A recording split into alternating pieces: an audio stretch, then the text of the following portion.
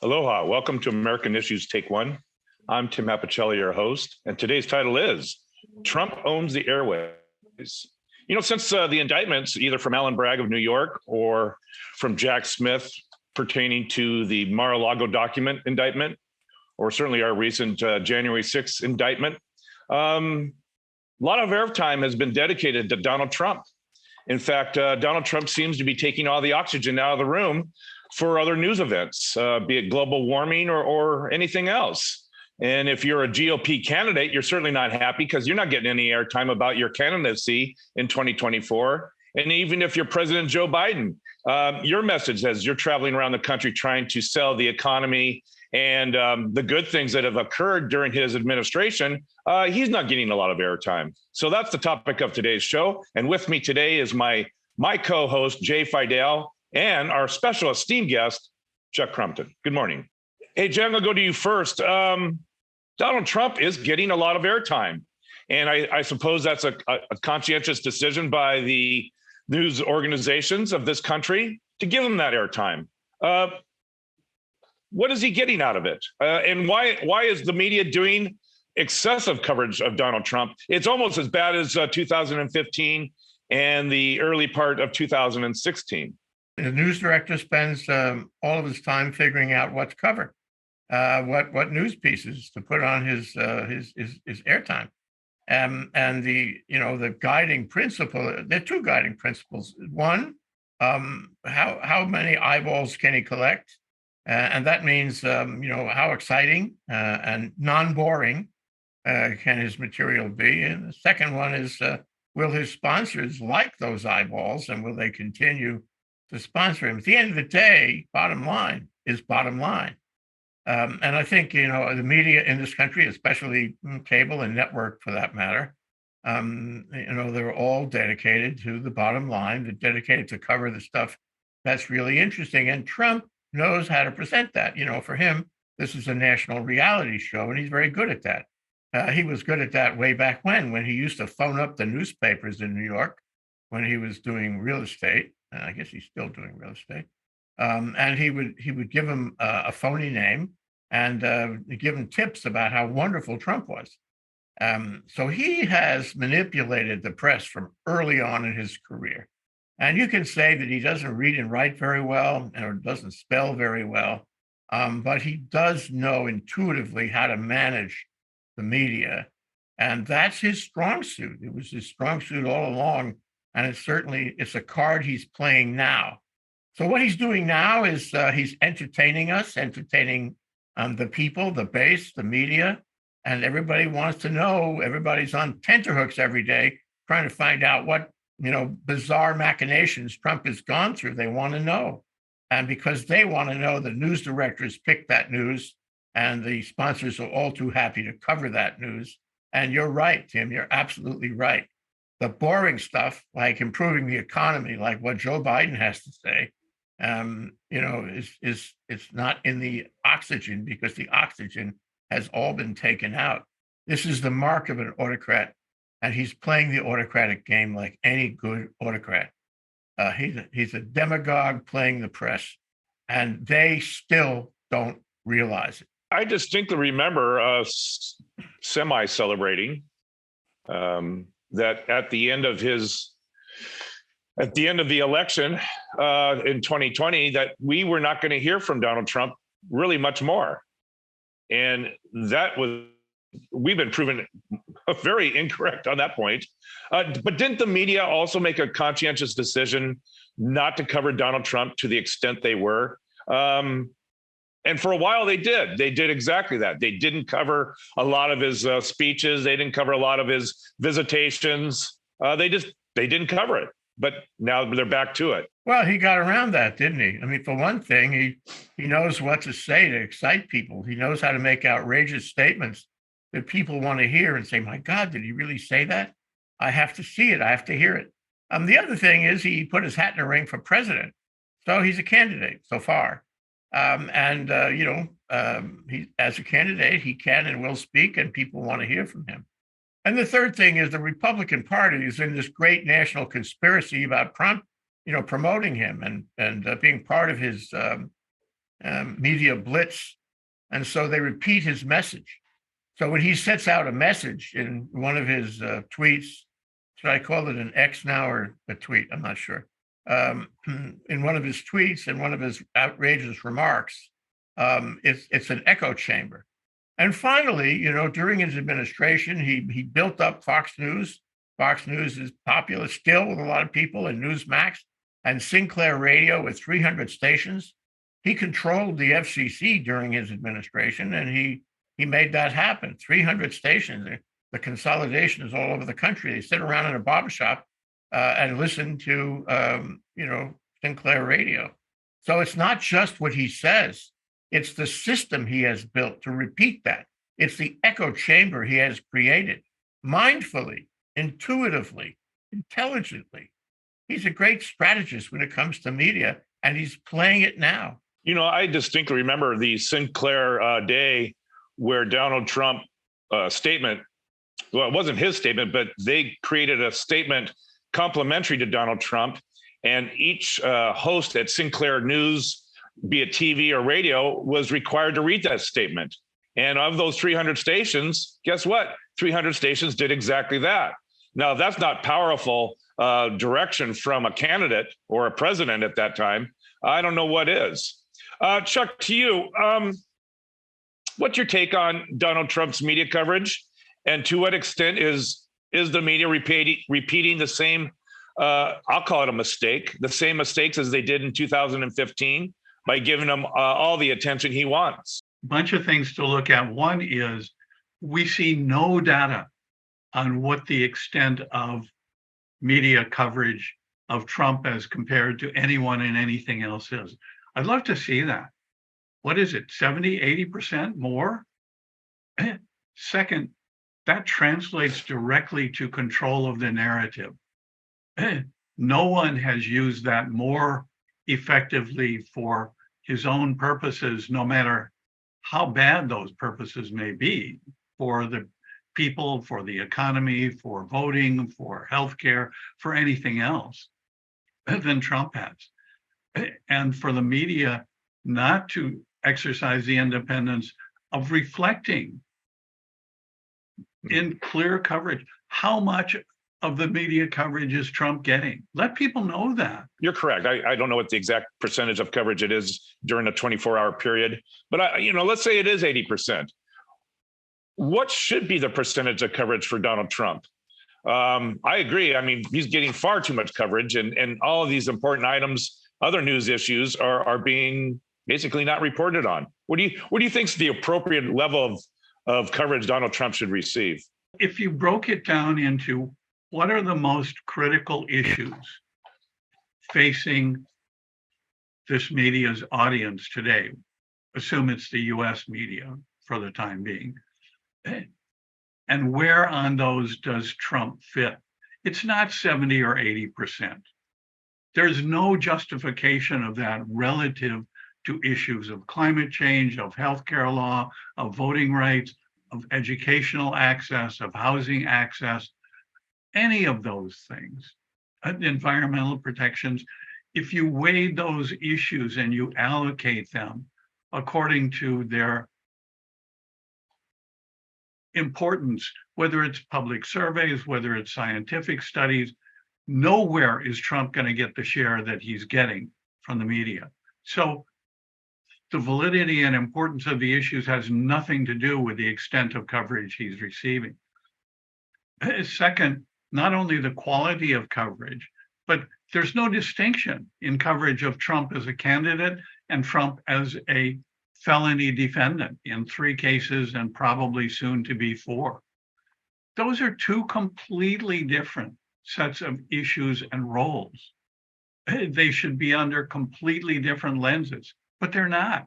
And Trump is able to manipulate them in exactly the manner he always has for the last 8 years by treating them as indistinguishable.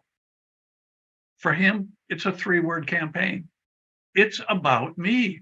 It's funny because I distinctly remember MSNBC, even CNN saying, we're not going to cover Donald Trump going to the courthouse in his suburban, his black suburban van. We're not going to do that. We're not going to treat it like it's an OJ trial date or him on the run from the police. We're not going to do that. But guess what? They changed their policies. They did it. Why would they change their policies for something they had committed they weren't going to do? Yeah, the news director perceives that the public wants to see that, wants to hear it. So the news director switches to that. And it's true. The public does want to see it. The public does want to hear about it. You know, it's the old conversation between, you know, a citizen journalist and a news director. You know, would you please cover other things on Chuck's priority list? And the news director says, you know, the people don't want to hear that. They want to hear the raw meat stories. And I'll tell you, it's very interesting. I watch a lot of YouTube, and YouTube is, you know, turning into a television station, actually, on cable. You can watch it all day long, and it's really far better than the cable stations, in my opinion. But there are a variety of news stations, news programs on cable that are picked up off network or cable TV. And they're, you know, NBC and maybe CBS, and maybe ABC. And they're all about half an hour long, and they all have credible moderators and all that. But, you know, if you think that it's going to be a high level Dan Rather kind of news discussion, it's not. I've been watching it, and it never is. You know what they do? They take that half hour and give you other raw meat. They give you the crimes. They give you the serial killers. They give you the automobile accidents. They give you the, you know, the worst things that are happening in our society, not Trump, but violence, the shootings. You know, that's what they give you. And I say to myself, what is this? Is there anybody but BBC? BBC does give you Chuck's priorities, you know. Is there anybody but BBC who will actually give us legitimate, you know, journalistic news? And the answer is they're all competing for eyeballs, and it's a competition. And if they got together in a room and said, look, let's not compete against each other for the gore. Let's compete against each other for real news, maybe it would change. But when one of them, here's my point. When one of them shows you the gore or shows you the Trump, okay, the others can't not do that. They have to do that to be competitive. And that's why it happened, Tim, and that's why it's going to continue to happen. And we are in a sad state of affairs. Great point. Very sad state of affairs. And let me just talk about one of them. Whereas Donald Trump, again, the title of this show is Trump Owns the Airways. The sad state of affairs that Donald Trump can take a very, very serious indictment and twist it into something that it's not. The January 6th indictment is not about his First Amendment rights. Yet he has twisted the argument, the narrative, that it is about the First Amendment. And I saw him yesterday on TV, because that's all I get to see is Donald Trump. He was at his New Hampshire rally and talking about that regardless of what the judge says, he's going to talk about the trial, and that it's all about his First Amendment rights. So what about the fact that he is actually changing the public narrative about this indictment, this very serious indictment about, you know, basically trying to thwart a free and fair national public election to his advantage? He's changing the narrative that he's now the martyr. He's doing it for his followers because the government is coming after them, and he's doing it because he's always the victim. Your comment, Jane, I'll get to you in a minute, Chuck, on this question. How is he able to basically twist the message? And why are we letting him do that? The second question is heavier than the first. He's doing it to win. He's doing it to gain favor with the base and anyone who might, you know, be affected by his arguments of victimization. But look at what he's doing. He's trying the case on all these bizarre and erroneous arguments and lies. You know, just because we found him lying about the election and stolen election, all that, doesn't mean he has stopped lying. I want to go on record. He has not stopped lying. It is very deep in him And he is lying every day in every way and making ridiculous arguments, and his lawyers are lying for him. I give you to wit, he's trying to do this kind of phony trial before the trial. It's a great strategy. Tanya Chutkin is a bad judge, and that's his current thing. And she is somehow corrupted, and she should not be permitted to sit. She should recuse herself. Now, he has no reason whatsoever, no legal argument whatsoever to support that notion, but he has thrown that on the wall to see if it will stick with the public. And then he's got Eileen Cannon, one of my favorite judges. Eileen Cannon has now made a comment that she doesn't understand why Jack Smith should be permitted to run 2 grand juries at the same time. Is that something like walking and chewing gum, perhaps? And the Republican echo chamber is echoing these things. So what he's doing is he's changing the agenda from a rational, legal, rule of law agenda to madness. It's the inmates and the asylum. It's madness. And he's making traction with it because people out there, they hear it over and over again. Never forget, repetitio mater studiorum. If you repeat it often enough, maybe it will come true. And that's what he's doing yet again. So what we are having is a trial in public, and he's very good at it. And he's very good at sort of instructing his base how to do that, and his friends how to do that. So they're all getting together in this kind of media conspiracy, and the media can't resist. They can't find anything else as useful and helpful to their bottom line, so they cover it. And we're going to be faced with this, Tim, to go one step further. We're going to be faced with this as long as those proceedings go on. It's a reality show times 3, or as Chuck says, probably 4. The second part of that question was, why are we allowing it to happen? Doesn't a news director have a boss? So who's the boss? The boss is the stockholder. The boss is the director of the corporation. The boss is the guy looking at the bottom line.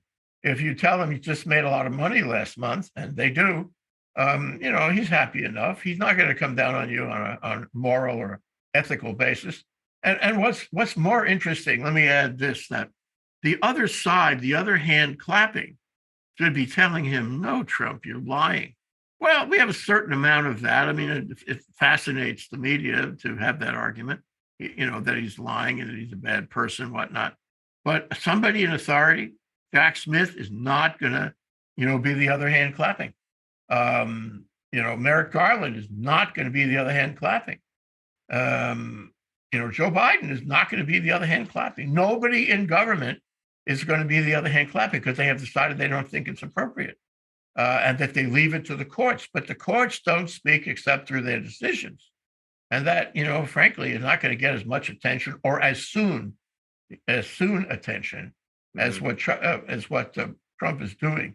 So he's having command of the airwaves right now. And he is affecting a very vulnerable viewership who are buying in to his lies and his crazy legal arguments. And who brings rationality to this? It isn't the stockholders, it isn't the media or the bosses, as you say, and it isn't the government. I'll tell you who it is. You want to know, Chuck? It's us.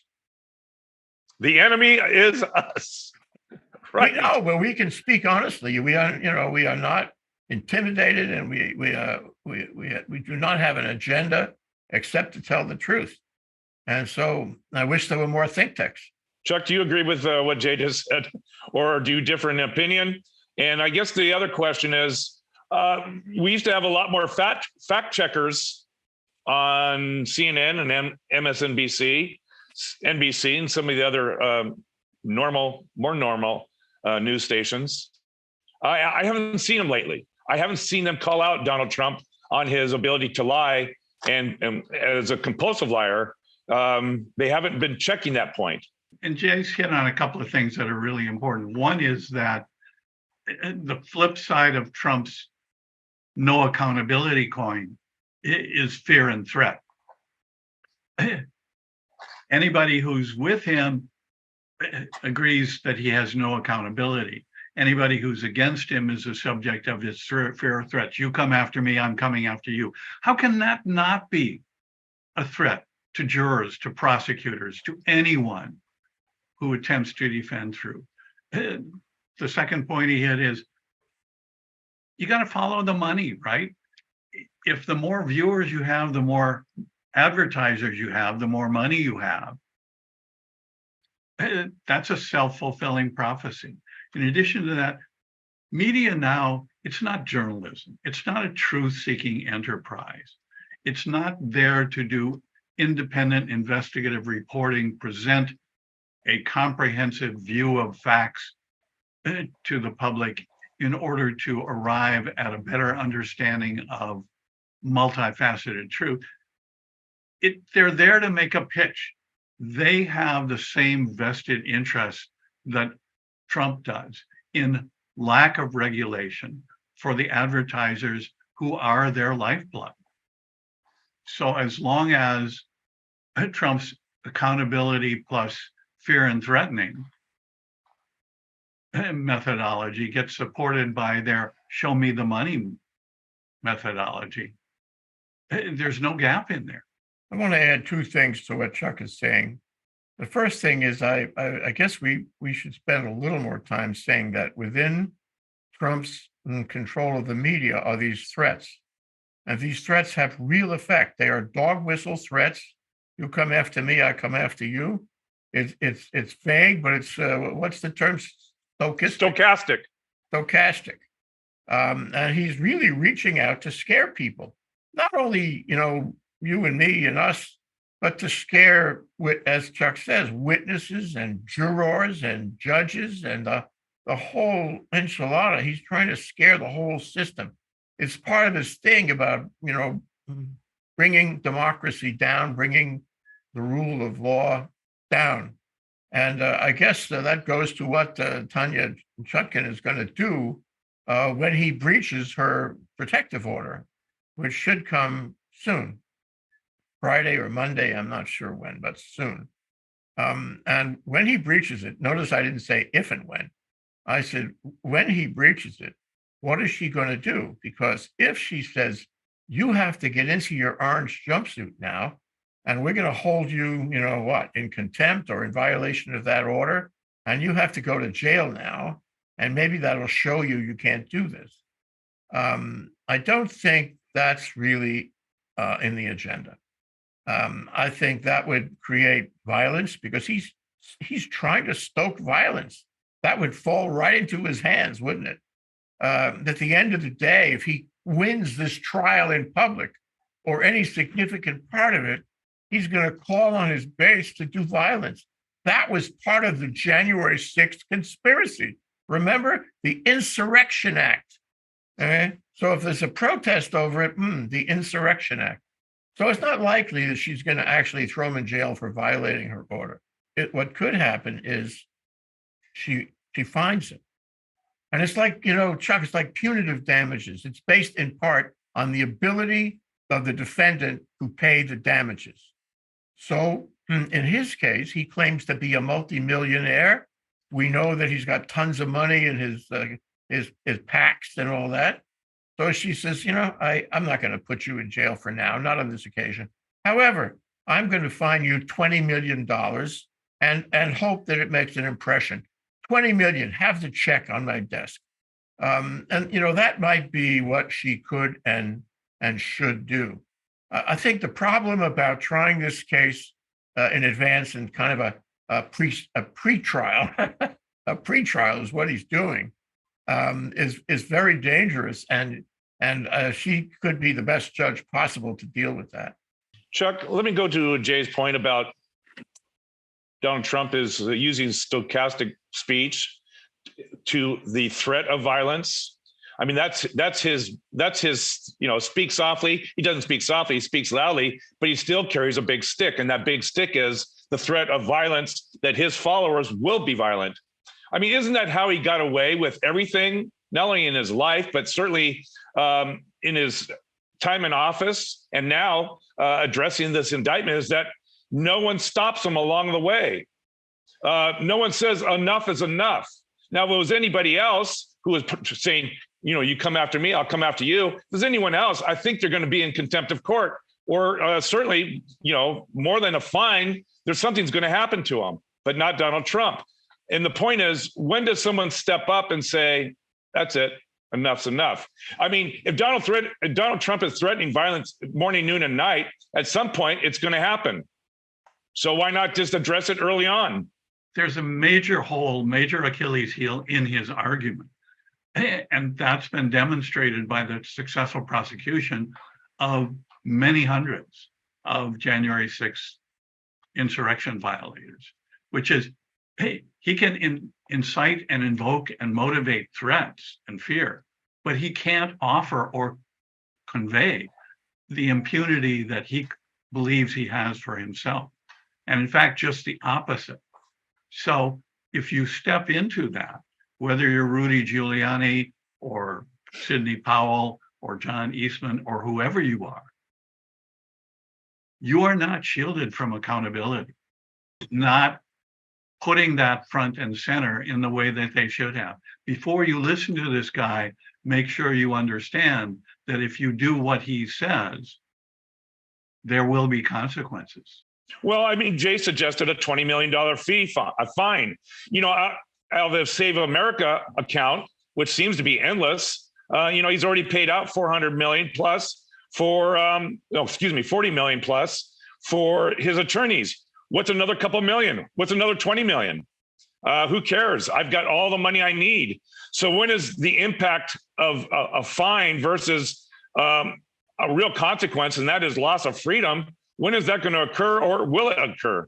What about this? Instead of a $20 million fine, impose an order that says any public communications by Trump will have to go through his attorneys of record. Now you're going to put the attorneys in jail. And look at what happened to those guys. So even Joe, his attorney in the New York sexual abuse case, basically gave up. He said, I told him, Judge, but, that's right. all I can do. Well, I guess I go to the point is, when is the judge, maybe it's this Friday. Maybe she says one more time and you are going to go wear a red suit for a weekend. I mean, who knows? But I guess what I'm saying is, with the threat of violence all day long from Donald Trump, stochastic or overt, there's a chance it's going to happen. And so we might as well be prepared for that and know how to address it. And should the media continue to fan his stochastic speech? I mentioned before how I'm watching more YouTube, and YouTube has a lot of the cable commentators on it. And some of them are very good. And you can pick the ones you want. You don't have to wait for them at a certain time or place, or even record it. It's all there. If you demonstrate, for their algorithm that you're interested in this kind of stuff, they will continue to present it to you all day. And here's the point. They don't have a lot of commercials. If I watch MSNBC, I like some of the commentators. I mean, they're kind of in my bubble. But between one segment and another, it's like 5, 6, 7 minutes of advertising. And I really feel that I am being a sheep, having to watch that in order to watch stories about Trump. You're 80% of stories about Trump. So the problem is, it goes beyond the stockholders of the media companies. It goes to the advertisers themselves. And one of you guys mentioned that. And it seems to me, so that's why I've been watching more YouTube, because you don't have nearly as much. You might have 30 seconds of advertising, not, like 5, 6, 7 minutes. But here's my point.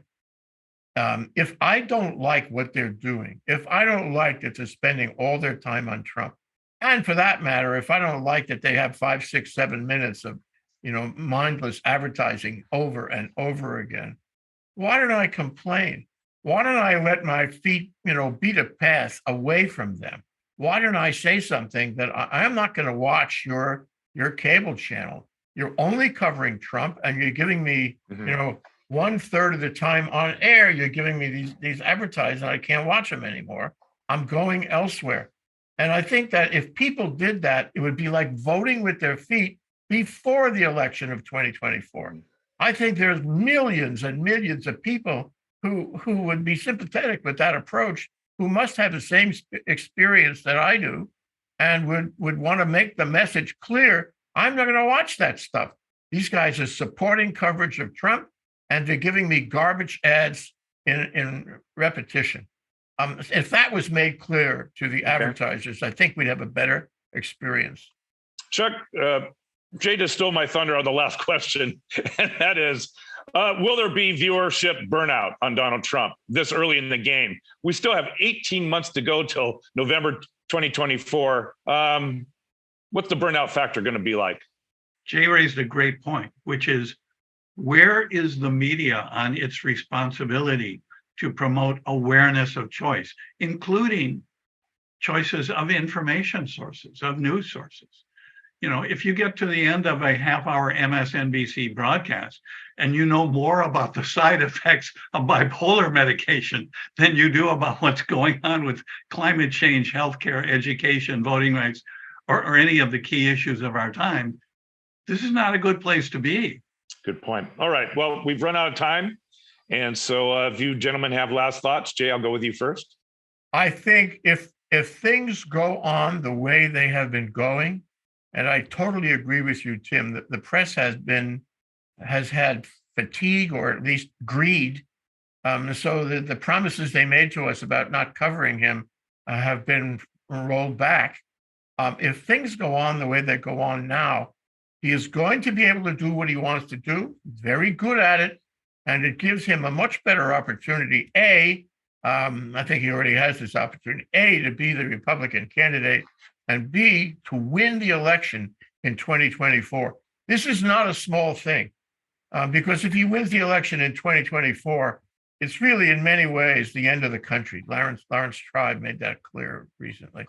So I think this is a very serious subject, and I think we ought to cover it going forward. We ought to watch them. We ought to criticize them. We ought to speak out on it.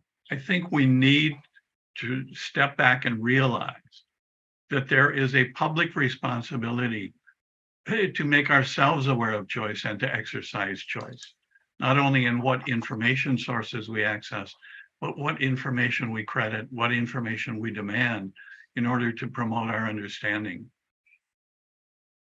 That needs to happen, and it's going to need to happen at the viewing box, just as at the ballot box, just as at the choices in the markets for education, for employment, for housing, and the others.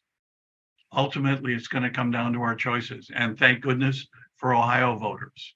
Good point. It is about choice, and it's my hope that, to use your phrase, Jay, is that the voters or viewers vote with their feet and walk away from 80% coverage of Donald Trump. There's other issues that are far more pressing. Just think of climate change again, and that needs to be front and center. Thank you very much for joining us on American Issues Take One. I'm Tim Apicella, your host. And until next week, aloha.